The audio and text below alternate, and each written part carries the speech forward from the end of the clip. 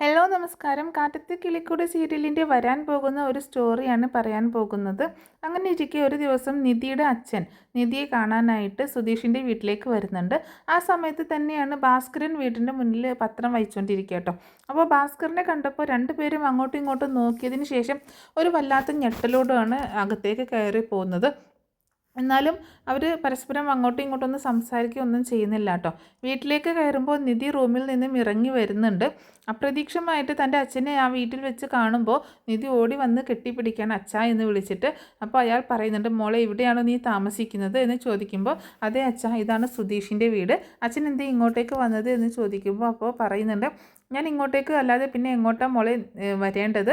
നീ എൻ്റെ മോളല്ലേ, നീ ഞങ്ങളെ ഒന്നും വേണ്ടെന്ന് വെച്ച് പോയി എന്ന് പറഞ്ഞിട്ട് ഞങ്ങൾക്ക് നിന്നെ കാണാതിരിക്കാൻ പറ്റുമോ? ഇത്ര ദിവസമായി മോളെ നിന്നെ കണ്ടിട്ട് എന്നൊക്കെ പറഞ്ഞ് അങ്ങനെയൊക്കെ സംസാരിക്കുമ്പോൾ നിധിക്കും വല്ലാതെ സങ്കടമൊക്കെ ആവുന്നുണ്ട്. അവൾ കരഞ്ഞുകൊണ്ട് പറയാണ്, അച്ഛാ എല്ലാത്തിനും എന്നോട് ക്ഷമിക്കണം അച്ഛാ. അന്ന് വിവാഹത്തിന് അച്ഛൻ ഉറച്ചു നിന്നത് കൊണ്ടാണ് എനിക്ക് ഇങ്ങനെ ഒരു തീരുമാനം എടുക്കേണ്ടി വന്നത്, അല്ലാതെ ആരെയും വേദനിപ്പിക്കണം എന്നൊന്നും വിചാരിച്ചല്ല എന്ന് പറയണം. അന്നേരം അയാൾ പറയുന്നുണ്ട്, പോട്ടെ മോളെ, കഴിഞ്ഞതെല്ലാം കഴിഞ്ഞു. ഇനി എൻ്റെ മനസ്സിൽ അങ്ങനെ ഒരു ശത്രുത ഒന്നും ഞാൻ വെക്കുന്നില്ല. പിണക്കമൊക്കെ ഞാൻ അവസാനിപ്പിക്കാനാണ് ഇങ്ങോട്ടേക്ക് വന്നത്.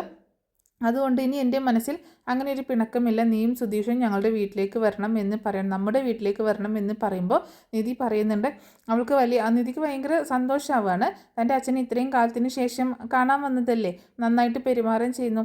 അപ്പോൾ അവൾ പറയുന്നുണ്ട്, അച്ഛാ ഞങ്ങളൊരു ദിവസം അങ്ങോട്ടേക്ക് വരാമെന്ന് പറയണം. ആ സമയത്ത് തന്നെയാണ് ഭാസ്കരൻ ഇതൊക്കെ കാണുന്ന സമയത്ത് ദേഷ്യം വന്ന് വീട്ടിൽ പുറത്തേക്ക് ഇറങ്ങി പോകുന്നുണ്ട് കേട്ടോ. അപ്പോൾ നിധി ഓടി വന്നിട്ട് പറയണം, അച്ഛാ ഇതാണ് സുധീഷിൻ്റെ അച്ഛൻ എന്ന് പറഞ്ഞു കൊടുക്കുന്നുണ്ട്. പക്ഷേ ഭാസ്കരനാണെങ്കിൽ അയാളെ കണ്ട പാടെ തന്നെ ദേഷ്യം വന്നിട്ട് പുറത്തേക്ക് ഇറങ്ങി പോവാണ്. അപ്പോൾ അയാളും ആ ഒരു ഭാവം കാണിക്കുന്നൊന്നുമില്ല. അപ്പോൾ നിധി ചോദിക്കുന്നുണ്ട്, അച്ഛാ എന്താ അച്ഛാ കാണിക്കുന്നത്? എൻ്റെ അച്ഛനല്ലേ വീട്ടിലേക്ക് വന്നത്, അപ്പോൾ അച്ഛൻ ഇങ്ങനെയാണോ പെരുമാറേണ്ടത് എന്ന് വളരെ സ്നേഹത്തോടു കൂടിയിട്ടാണ് ഇങ്ങോട്ടേക്ക് വന്നിട്ടുള്ളത്. ഇങ്ങനെയാണോ പെരുമാറേണ്ടത്? നമ്മളുമായിട്ടുള്ള പിണക്കമൊക്കെ അവസാനിപ്പിച്ച് അച്ഛൻ പഴയതുപോലെ ഞങ്ങളെ സ്നേഹിക്കുന്നുണ്ട്. അത് അച്ഛൻ ഞങ്ങളെ വീട്ടിലേക്ക് തിരിച്ച് വിളിച്ചിട്ടുമുണ്ട്. അതിനാണ് അച്ഛൻ ഇങ്ങോട്ടേക്ക് വന്നത്. അപ്പോൾ ഇങ്ങനെയാണോ പെരുമാറേണ്ടത് എന്നൊക്കെ ചോദിക്കുന്ന സമയത്ത് ഭാസ്കരൻ തിരിച്ച് അവളോട് ഒന്നും പറയാതെ തന്നെയാണ് പുറത്തേക്ക് ഇറങ്ങി പോകുന്നത്. ഭാസ്കരൻ അങ്ങനെ ഒന്നും മിണ്ടാതെ പുറത്തേക്ക് ഇറങ്ങി പോകുമ്പോൾ നിധിക്ക് വല്ലാത്ത സങ്കടമാവുന്നുണ്ട്. എന്നിട്ട് പിന്നെ അവൾ പറയുന്നുണ്ട് അവളുടെ അച്ഛനോട്, അച്ഛന് എന്തോ സങ്കടം മനസ്സിലുണ്ട്, അതുകൊണ്ടാണ് അച്ഛാ, അല്ലാതെ മറ്റൊന്നും അച്ഛൻ മനസ്സിൽ വെച്ചേക്കരുത് എന്ന് പറയുമ്പോൾ ഇല്ല മോളെ, പോട്ടെ, സാരമില്ല എന്ന്. അങ്ങനെ തിരിച്ച് വീട്ടിലേക്ക് കയറുമ്പോൾ അവൾ സുഭാഷിനെ പരിചയപ്പെടുത്തി കൊടുക്കുകയാണ്. ഇതാണ് അച്ഛാ സുഭാഷ് ചേട്ടൻ, എല്ലാവരോടും ഒത്തിരി സ്നേഹമാണ് സുഭാഷ് ചേട്ടന്. എൻ്റെ ചേട്ടനിൽ നിന്ന് എനിക്ക് കിട്ടാത്ത സ്നേഹമെല്ലാം എനിക്ക് കിട്ടുന്നത് സുഭാഷ് ചേട്ടനിലൂടെയാണ് എന്ന് പറയണം. അപ്പോൾ സുഭാഷ് ചേട്ടനെ എത്ര നന്നായിട്ട് ആണ് പറഞ്ഞു കൊടുക്കുന്നത് കേട്ടോ.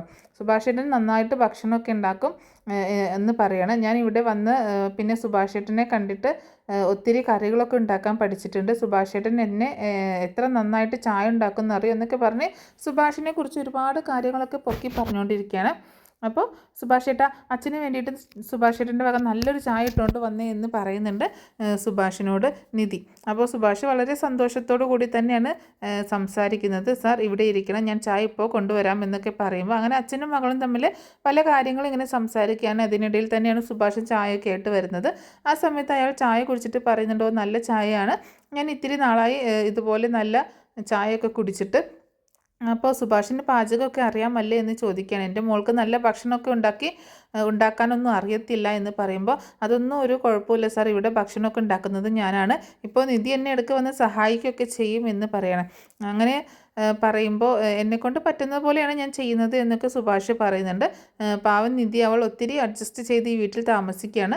അവൾ അത്രയും വലിയൊരു വീട്ടിൽ നിന്ന് വന്നിട്ട് ഇവിടെ ഇത്രയും ബുദ്ധിമുട്ടിയാണ് താമസിക്കുന്നത്. അത് തന്നെ ഞങ്ങളെ സംബന്ധിച്ചിടത്തോളം വലിയൊരു സന്തോഷമാണ് എന്നിങ്ങനെ പറഞ്ഞുകൊണ്ടിരിക്കുകയാണ്. അപ്പോൾ നിധിയാണെങ്കിൽ ഇങ്ങനെ ചിരിച്ചുകൊണ്ട് അവിടെ ഇങ്ങനെ ഇരിക്കുന്നുണ്ട്.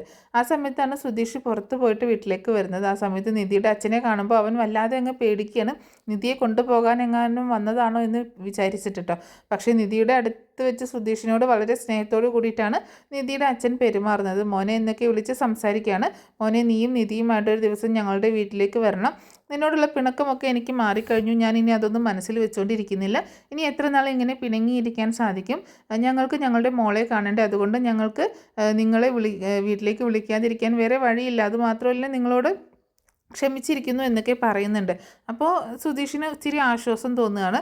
അങ്ങനെ അയാൾ പുറത്തേക്ക് ഇറങ്ങുന്ന സമയത്ത് സുധീഷിനെ അടുത്തേക്ക് വിളിച്ചിട്ട് കുറച്ച് കാര്യങ്ങൾ സംസാരിക്കുന്നുണ്ട്. സുധീഷ് വലിയ സന്തോഷത്തോടു കൂടിയിട്ടാണ് അയാളുടെ അടുത്തേക്ക് വരുന്നത്. ആ സമയത്ത് അയാൾ പറയുന്നുണ്ട്, നീ എന്താടാ വിചാരിച്ചിരിക്കുന്നത്? നിന്നെ ഞാൻ വലിയ സ്നേഹത്തോടു കൂടി സ്വീകരിച്ചെന്നോ? ഒരിക്കലുമില്ല. ഇത് അവൾ കാണാനുള്ള നാടകമാണ്. ഇത് എൻ്റെ ആദ്യത്തെ നാടകമാണ്. നീ ഇനി കണ്ടോ, അവളെ നിന്നിൽ നിന്ന് പിരിക്കുന്നത് വരെ ഞാൻ ഇനി ഓരോന്ന് ചെയ്തുകൊണ്ടിരിക്കും. അവളിപ്പോൾ വിചാരിക്കുന്നുണ്ടായിരിക്കും അച്ഛൻ അവളുടെ പിണക്കമൊക്കെ മറന്ന് അവളെ സ്നേഹിച്ചു തുടങ്ങിയെന്ന്. ഇതെൻ്റെ വെറും നാടകം മാത്രമാണ്, ഒരിക്കലും അവസാനിക്കില്ല. എനിക്ക് അവളോടുള്ള ദേഷ്യം നിന്നെയും അവളെയും തമ്മിൽ പിരിക്കുന്നത് വരെ ഇനി എൻ്റെ നാടകം ഇങ്ങനെ തുടർന്നു കൊണ്ടിരിക്കും. നീ കണ്ടോ ഇനി ഞാൻ എന്താ ചെയ്യാൻ പോകുന്നതെന്ന്. അവളെ നിന്നിൽ നിന്നും അകത്തി സൂര്യക്ക് കല്യാണം കഴിച്ചു കൊടുക്കും ഞാൻ. അതിനുള്ള ആദ്യ പടിയാണിത്. ഇപ്പോൾ നീ എന്ത് പറഞ്ഞാലും അവൾ അത് വിശ്വസിക്കില്ല. അവൾ വിശ്വസിച്ചിരിക്കുന്നത് അവളുടെ അച്ഛൻ പിണക്കമെല്ലാം മാറി അവളെ സ്വീകരിച്ചു എന്നാണ്. എൻ്റെ മകൾ ഇവിടെ കഴിയേണ്ടവളല്ല. നിങ്ങളുടെ ഈ ചവറ്റുകൊട്ട പോലെയുള്ള ഇത്രയും ചെറ്റക്കുടിലാണ് എൻ്റെ മകൾ ഇപ്പോൾ താമസിക്കുന്നത്. അവിടെയല്ല അവൾ ജീവിക്കേണ്ടത്. അവളെ ഞാൻ എത്ര പൊന്നു പോലെയാണ് നോക്കിയതെന്ന് നിനക്കറിയാമോ? വലിയ വീടിനകത്ത് എല്ലാ സൗകര്യങ്ങളും. ഇവിടെയാണെങ്കിൽ ഒരു ചെറ്റക്കുടിയിൽ, അതും ഒരു ബാത്റൂം പൊളിഞ്ഞു വീഴാറായ. ഈ അടുക്കളയൊക്കെ കണ്ട പച്ചവെള്ളം കുടിക്കാൻ പോലും തോന്നില്ല. എന്നിട്ടും അവൻ്റെ ചേട്ടൻ ചായ കൊണ്ടുവന്ന് വെക്കുന്നു. നാണമില്ലേ നിനക്കൊക്കെ എൻ്റെ മോളെ ഇങ്ങോട്ടേക്ക് വിളിച്ചു കൊണ്ടുവന്ന് താമസിപ്പിക്കാൻ? അങ്ങനെയൊക്കെ പറയുന്ന സമയത്ത് സുധീഷിന് നല്ല ദേഷ്യം വരുന്നുണ്ട്. സുധീഷ് പറയാണ്, നിങ്ങൾ വിചാരിക്കുന്നുണ്ടായിരിക്കും നിധി, നിങ്ങൾ വിളിക്കുമ്പോൾ നിങ്ങളുടെ കള്ള അഭിനയമൊക്കെ അവൾ വിശ്വസിച്ച് നിങ്ങളോടൊപ്പം വരുമെന്ന്. അത് നിങ്ങൾക്ക് തെറ്റിപ്പോയി. ഞാൻ ജീവിച്ചിരിക്കും കാലത്തോളം അവൾ എന്നെ വിട്ടിട്ട് മറ്റൊരുത്തനെ കല്യാണം കഴിക്കാൻ ഞാൻ സമ്മതിക്കത്തില്ല, അവളും സമ്മതിക്കത്തില്ല. നിങ്ങൾ എന്തൊക്കെ പറഞ്ഞിരുന്നാലും അത് നടക്കില്ല. ഞാൻ അവളെ എത്രമാത്രം സ്നേഹിക്കുന്നുണ്ട്. നിങ്ങൾ കൊണ്ടുവന്ന ആ ഒരു പണക്കാരനുണ്ടല്ലോ, അയാൾക്ക് കെട്ടിച്ചു കൊടുക്കാനല്ലേ നോക്കുന്നത്. അല്ലാതെ നിങ്ങളുടെ മോളുടെ സന്തോഷമോ സുഖമോ ഒന്നും നിങ്ങൾക്ക് അറിയണ്ടല്ലോ. നിങ്ങൾക്കൊരു പണക്കാരൻ്റെ തലയിലേക്ക് നിങ്ങളുടെ മോളെ കെട്ടിവെക്കണം. അവളുടെ സ്വപ്നങ്ങളും അവളുടെ പ്രതീക്ഷകളും ഒന്നും നിങ്ങൾക്ക് അറിയണ്ട. അപ്പോൾ അവൾ എത്രത്തോളം നന്നായിട്ട് പഠിക്കുന്ന കുട്ടിയായിരുന്നു. അവൾക്കൊരു ജോലി വേണമെന്ന് അവൾ എത്ര പ്രാവശ്യം നിങ്ങളോട് പറഞ്ഞു. അതൊന്നും വകവെക്കാതെ നിങ്ങൾ ആ സൈക്കോയെ ഈ പാവം നിധിയുടെ തലയിലേക്ക് കെട്ടിവെക്കാൻ ശ്രമിച്ചു. അങ്ങനെയാണ് ഞാൻ അവളെ അവിടെ നിന്ന് രക്ഷിച്ചു കൊണ്ടുവന്നത്. ഇനി നിങ്ങൾക്ക് വിട്ടു തരുന്ന പ്രശ്നമില്ല എന്നിങ്ങനെ പറയുകയാണ്. ആ സമയത്ത് അയാൾക്ക് നല്ല ദേഷ്യം വരുന്നുണ്ട്. അങ്ങനെ ദേഷ്യത്തോട് കൂടിയിട്ട് തന്നെയാണ് പുറത്തേക്ക് ഇറങ്ങുന്നത്. പുറത്തേക്ക് ഇറങ്ങിയ കാറ് റോഡിലേക്ക് എത്തുന്ന സമയത്ത് തന്നെയാണ് ഭാസ്കരൻ വരുന്നത്. ഭാസ്കരനെയും തടഞ്ഞു നിർത്തിയിട്ട് അയാൾ കുറേ ദേഷ്യപ്പെടുന്നുണ്ട്. ആദ്യം നീ എൻ്റെ സഹോദരിയെ കല്യാണം കഴിച്ചു, ഇപ്പോൾ ആ ഒരു വാശി തീർക്കാമെന്ന് കരുതി എൻ്റെ മോളെയും നിൻ്റെ മോൻ വശത്താക്കി. നിൻ്റെ കുടുംബം ഞാൻ രക്ഷപ്പെടാൻ അനുവദിക്കില്ലാടാ എന്നൊക്കെ പറഞ്ഞുകൊണ്ടാണ് ദേഷ്യപ്പെട്ടുകൊണ്ടിരിക്കുന്നത്. അതിൻ്റെ ദേഷ്യത്തിൽ തന്നെയാണ് ഭാസ്കരൻ തിരിച്ച് വീട്ടിലേക്ക് കയറി വന്നത്. ഭാസ്കരൻ വരുന്ന സമയത്ത് നിധി അയാളോട് ദേഷ്യപ്പെടുകയാണ്. എന്താ അച്ഛൻ ഇങ്ങനെ കാണിക്കണോ? എൻ്റെ അച്ഛൻ ഈ വീട്ടിൽ വന്നിട്ട് എത്ര നന്നായിട്ടാണ് പെരുമാറിയത്.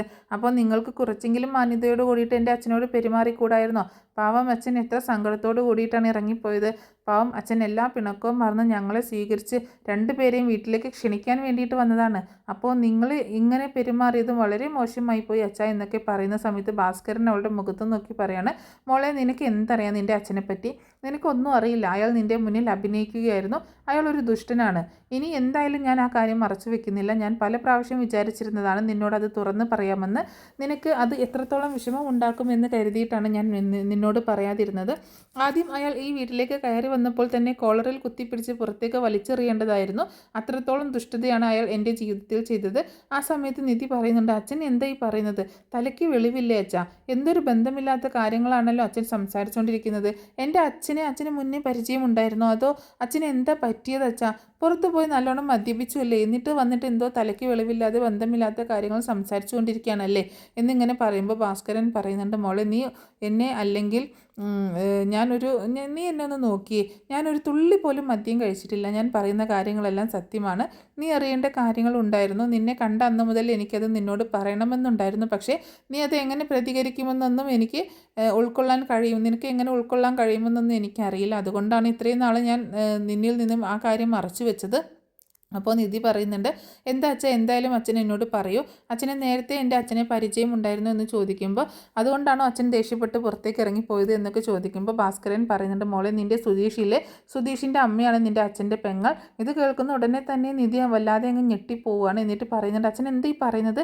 എൻ്റെ അപ്പച്ചി അച്ഛൻ്റെ ഭാര്യയായിരുന്നോ? സുധീഷിൻ്റെ അമ്മയാണോ എന്നിങ്ങനെ ചോദിക്കുമ്പോൾ അയാൾ ബാക്കി കഥകളെല്ലാം പറയണം. അതേ മോളെ, നിൻ്റെ ജീവിതത്തിൽ സംഭവിച്ചത് ഏറെക്കുറെ എൻ്റെ ജീവിതത്തിലും സംഭവിച്ചിരുന്നു. നിൻ്റെ അച്ഛൻ സുധീഷിൻ്റെ അമ്മയെ, അതായത് നിൻ്റെ അപ്പച്ചിയെ, ഒരു പണക്കാരനെ കൊണ്ട് കല്യാണം കഴിപ്പിക്കാൻ തീരുമാനിച്ചിരുന്നു. അവൾ പഠിക്കുന്ന സമയത്ത് അയാൾക്ക് കല്യാണം ഉറപ്പിച്ചു. അയാൾ മറ്റൊരാളുമായിട്ടുള്ള വിവാഹം ഉറപ്പിച്ചു. അയാൾക്കൊരു വലിയ രോഗമുണ്ടായിരുന്നു. 6 മാസത്തോളമോ 7 മാസത്തോളമോ ജീവിക്കുമെന്നാണ് ഡോക്ടർ വിധി എഴുതിയത്. പക്ഷേ അയാൾ വലിയൊരു പണക്കാരനായിരുന്നത് കൊണ്ട് തന്നെ നിൻ്റെ അച്ഛൻ അവളെ കൊണ്ട് ആ കല്യാണം കഴിപ്പിക്കാൻ നിർബന്ധിച്ചു. ഒരിക്കലും അതിന് കഴിയില്ല എന്ന് അവൾ പറഞ്ഞെങ്കിലും അവളെ ഭീഷണിപ്പെടുത്തി. നീ അയാളെ കല്യാണം കഴിച്ചാൽ നിനക്ക് എന്താ നഷ്ടം വന്നു പോകുന്നത്? 6 മാസം കഴിഞ്ഞാൽ അയാൾ മരിച്ചാൽ നിനക്കെന്താ? മറ്റൊരാളെ കൊണ്ട് ഞാൻ നിന്നെ വേറെ കല്യാണം കഴിപ്പിക്കാം. പക്ഷേ ആ സ്വത്തുക്കളെല്ലാം നിൻ്റെ പേരിലാക്കണം. അങ്ങനെ ഒരുപാട് സ്വത്തിന് വേണ്ടിയിട്ട് നിൻ്റെ അച്ഛൻ അവളെ കൊണ്ട് മറ്റൊരു വിവാഹത്തിന് നിർബന്ധിച്ചു. അവളുടെ അമ്മയ്ക്കും അച്ഛനും അന്ന് ആ കാര്യങ്ങളൊന്നും അറിയില്ലായിരുന്നു. അവർ വിചാരിച്ചിരുന്നത് മകളെ നല്ലൊരു കുടുംബത്തിലേക്ക് കല്യാണം കഴിപ്പിക്കണം എന്ന് മാത്രമാണ്. അവർക്ക് ഇയാൾ ഒരു രോഗിയായിരുന്നെന്നോ 6-7 മാസം കഴിയുമ്പോൾ മരിക്കുന്ന വിധത്തിലുള്ള രോഗമാണെന്നോ ഒന്നും അറിയില്ലായിരുന്നു. അവരൊരു നല്ല കുടുംബമാണെന്ന് നിൻ്റെ അച്ഛൻ അവരെ തെറ്റിദ്ധരിപ്പിച്ചു. അങ്ങനെയാണ് ആ ഒരു കല്യാണം നടത്താൻ വേണ്ടി തീരുമാനിച്ചിരുന്നത്. ഒരു ദിവസം കല്യാണത്തിനുള്ള സാധനങ്ങൾ എടുക്കുന്നതിന് വേണ്ടി വീട്ടിലുള്ള എല്ലാവരും പുറത്തേക്ക് പോയ സമയത്ത് നിൻ്റെ ആ അപ്പച്ചിയെ വീടിനകത്ത് പൂട്ടിയിട്ടാണ് നിൻ്റെ അച്ഛൻ പുറത്തേക്ക് ഇറങ്ങുന്നത്. ആ സമയത്ത് നിൻ്റെ വീട്ടിലെ ലോറി ഡ്രൈവർ ആയിരുന്നു ഞാൻ. അവൾ കതകിൽ മുട്ടുന്ന സൗണ്ട് കേട്ടിട്ടാണ് ഞാൻ അവിടേക്ക് ചെല്ലുന്ന സമയത്ത് ഏതോ റൂമിൻ്റെ കതക് തട്ടുന്നത് കേട്ടിട്ട് ഞാൻ പെട്ടെന്ന് അത് തുറന്നു കൊടുത്തു. ആ സമയത്താണ് അവൾ എന്നോട് കഥയെല്ലാം പറയുന്നത്.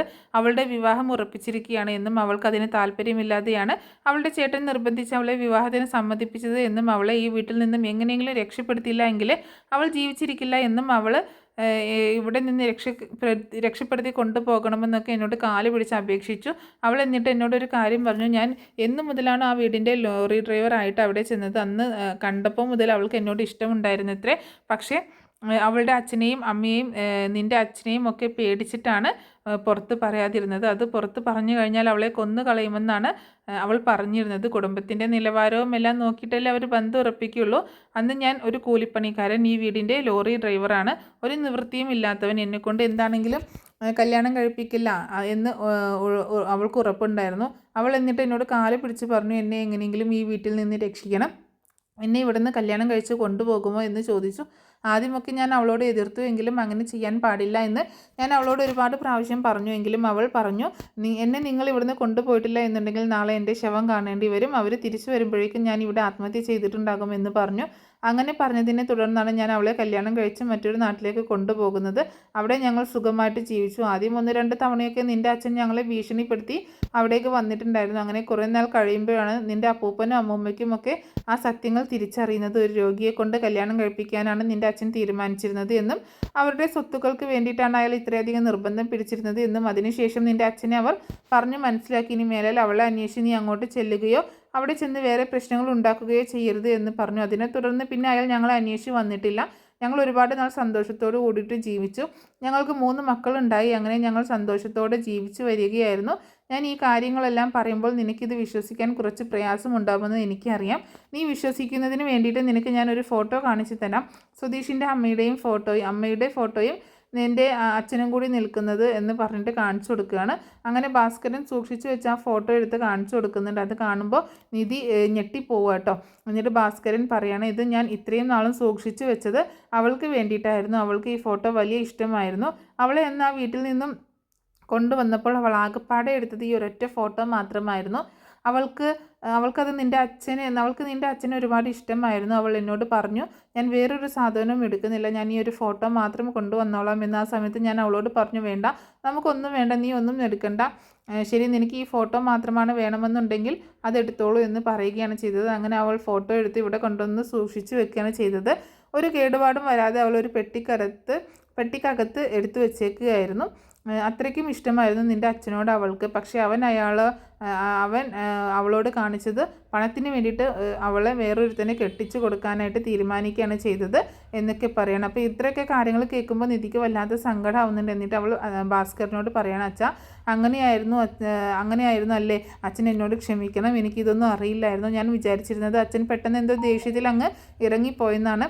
എൻ്റെ അച്ഛനെ അപമാനിക്കാൻ ശ്രമിച്ചതുപോലെ തോന്നി എനിക്ക്. അതുകൊണ്ടാണ് ഞാൻ അച്ഛനോട് ദേഷ്യപ്പെട്ടത്. എൻ്റെ അച്ഛൻ പണത്തിന് വേണ്ടിയിട്ട് ഇങ്ങനെയൊക്കെ ചെയ്യുമെന്ന് എനിക്ക് വിശ്വസിക്കാൻ പോലും പറ്റുന്നില്ല അച്ഛാ. അച്ഛൻ എന്നോട് ക്ഷമിക്കണം. ഞാൻ ഒരിക്കലും വിചാരിച്ചിരുന്നില്ല അച്ഛൻ്റെ ഉള്ളിൽ ഇങ്ങനൊരു കാര്യമുണ്ടായിരുന്നു എന്നുള്ള കാര്യം. എന്താണെങ്കിലും അച്ഛൻ എൻ്റെ ജീവിതത്തിലും ഏറെക്കുറെ അങ്ങനെയല്ലേ അച്ഛൻ സംഭവിച്ചത്.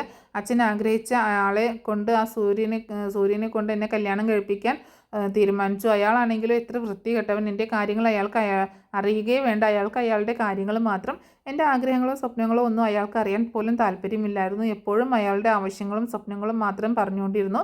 ഞാൻ പലതും പറയാൻ ശ്രമിക്കുന്ന സമയത്ത് തന്നെ അയാൾ അത് തടഞ്ഞു. അയാൾക്ക് അയാളുടെ കാര്യം മാത്രമേ ഉള്ളൂ. അച്ഛനോട് ഞാൻ ഒരുപാട് തവണ പറഞ്ഞു നോക്കി എനിക്ക് വിവാഹം വേണ്ട എന്ന്, അതൊന്നും കേൾക്കാൻ തയ്യാറായില്ല. അതുകൊണ്ടാണ് എനിക്ക് ഇങ്ങനെ ഒരു പ്രവൃത്തി ചെയ്യേണ്ടി വന്നത്. ആലോചിക്കുമ്പോൾ തന്നെ എനിക്ക് സഹിക്കാൻ കഴിയുന്നില്ല. എൻ്റെ അച്ഛൻ ഇത്രയും ക്രൂരനായിരുന്നോ എന്നുള്ളത്. ഞാൻ എൻ്റെ അച്ഛനെ എന്തുമാത്രം ഇഷ്ടപ്പെട്ടിരുന്നു, അച്ഛൻ്റെ ഉള്ളിൽ ഇങ്ങനൊരു ദുഷ്ടൻ ഉണ്ടായിരുന്നു എന്ന് എനിക്ക് ചിന്തിക്കാൻ പോലും കഴിയുന്നില്ല എന്നൊക്കെ പറയുമ്പോൾ ഭാസ്കരൻ പറയുന്നുണ്ട്, മോളെ അതൊക്കെ പോട്ടെ, നിനക്കൊരു അച്ഛനെ നഷ്ടപ്പെട്ടു എങ്കിൽ നിൻ്റെ ആ അച്ഛൻ്റെ സ്ഥാനത്ത് മറ്റൊരു അച്ഛനെ നിനക്ക് കിട്ടിയില്ലേ? ഞാൻ നിന്നെ ഇപ്പോൾ എൻ്റെ ഒരു മോളെപ്പോലെയല്ലേ കരുതുന്നത്? അതുപോലെ നിൻ്റെ സ്വന്തം ചേട്ടനേക്കാൾ നിന്നെ ഏറെ സ്നേഹിക്കുന്ന നിൻ്റെ സുഭാഷ് ചേട്ടനെ കിട്ടിയില്ലേ?